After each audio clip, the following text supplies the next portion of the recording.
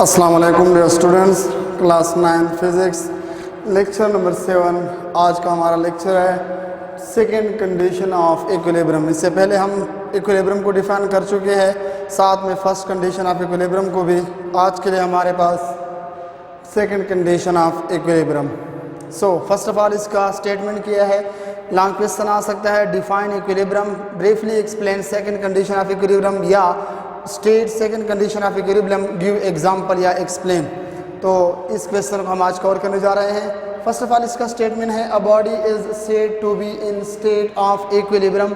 एक बॉडी को आप कह सकते हैं कि ये इक्विलिब्रियम के स्टेट में है if the sum of all the torque acting on the body are equal to 0। अगर एक बॉडी है जिस पर टार्क प्रोड्यूस करने की कोशिश की जा रही है, जिस पे टार्क प्रोड्यूस किया गया है, लेकिन जितनी भी टार्क उस बॉडी में प्रोड्यूस हुई है उन सब का सम आपके पास 0 के बराबर आ रहा है, तो इस कंडीशन को, इस इक्विलिब्रियम को सेकंड कंडीशन ऑफ इक्विलिब्रियम बोलते हैं।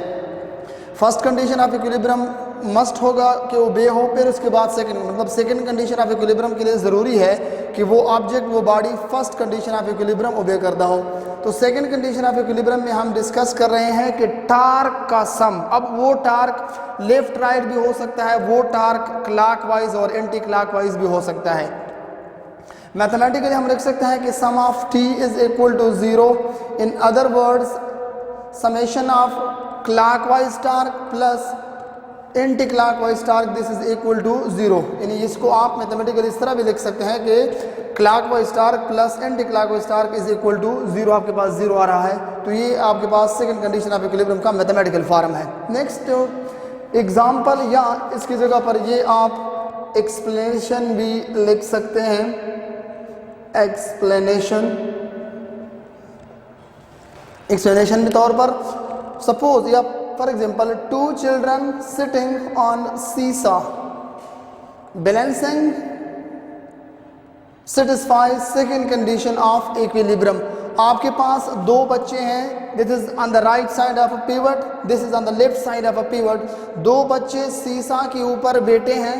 Most of the time dear students, आप लोगों ने पार्क वगैरह में देखा होगा, तो ये जो आपके पास चिल्ड्रन है, children on the right side of pivot, ये जो पॉइंट है इसको पीवट बोलते हैं। पीवट वो पॉइंट जहां पर ये जो रॉड शेप का जो लगा होता है, जहां पे जो प्लेट्स लगा होता है वो रोटेट कर ले, मतलब डाउन और अप किया जाए, तो इसको पीवट पॉइंट बोलते हैं। इस पीवट पॉइंट के राइट साइड पर एक बच्चा जो बेटा है, उसकी वजह से जो टार्क प्रोड्यूस होगा उसको हम बोलते हैं क्लॉकवाइज टार्क, बिकॉज ऑफ ये इस डायरेक्शन में पैदा होता है। थ्योरी में इस तरह लिख सकते हैं, a children on the right side of pivot produce torque in clockwise. ये क्लॉकवाइज टार्क प्रोड्यूस करता है, वाइल जबकि children sit on the left side of pivot, pivot point के लेफ्ट साइड पे जो बच्चा बैठा है प्रोड्यूस पैदा करता है एंटी क्लॉकवाइज टार्क, ये एंटी क्लॉकवाइज टार्क पैदा करता है।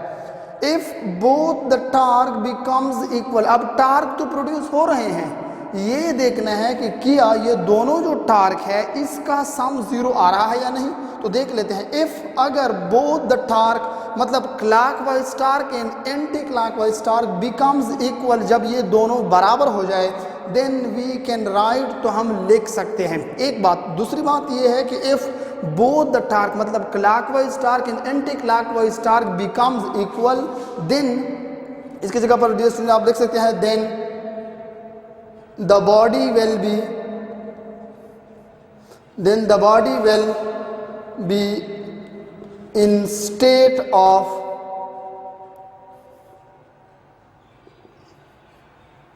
equilibrium, such state of equilibrium, such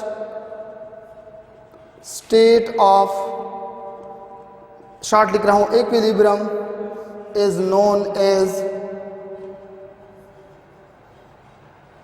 second condition of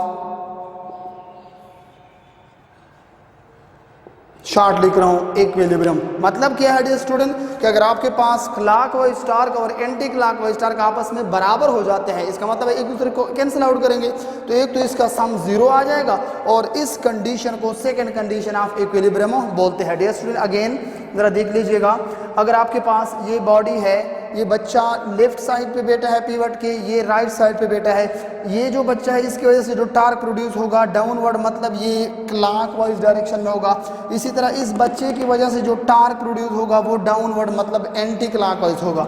सो इन दोनों को अगर आप देख लें, जब ये दोनों बराबर हो जाए, जितना वेट इस बॉडी का है या जितना फोर्स ये इस पर अप्लाई कर रहा है डाउनवर्ड, उतना ही फोर्स ये डाउनवर्ड अप्लाई करेगा, तो ये दोनों इक्विलिब्रियम पोजीशन में रहेंगे। बहुत ही सिंपल सा एग्जांपल इसका है, जिस तरह हमने बात की थी सेंटर ऑफ ग्रेविटी के हवाले से भी, कि अगर आपके पास इस तरह का एक सिचुएशन है, ये जो आपके पास स्केल है इसके इस साइड पे एक चीज़ रख दे और उस साइड पर रख दी, यहाँ पर जो चीज़ है उसका वो वेट जो है वो डाउनवर्ड है, इससे मतलब एंटी क्लॉकवाइज। यहाँ पर जो ऑब्जेक्ट आपने रखी है तो इसकी वजह से ये नीचे जा सकता है, इसकी वजह से जो प्रोड्यूस टार्क होगा वो डाउनवर्ड यानी क्लॉकवाइज होगा। जब दोनों बराबर हो तब ये जो बॉडी है ये इक्विलिब्रियम पोजीशन में रहेगी। एक साइड का आप बढ़ाते हैं, फॉर एग्जांपल इस तरह आप कर लेते हैं, तो व्हाट्स हैपन, क्या होगा, इस साइड का ज़्यादा हो गया, body will never remain in equilibrium state, body जो है इक्विलिब्रियम स्टेट में आपके पास नहीं रहेगी। सो ये था सेकेंड कंडीशन ऑफ इक्विलिब्रियम। इसी के साथ डियर स्टूडेंट्स आप बच्चों का चैप्टर नंबर 4 ख़त्म हुआ। चैप्टर नंबर 4 में एज ए होल और स्पेशली इस टॉपिक में किसी किस्म के कन्फ्यूजन की सूरत में आप कमेंट्स बॉक्स में पूछ सकते हैं। अपना बहुत सारा ख्याल रखिएगा, दुआओं में याद रखिए। अल्लाह हाफिज़।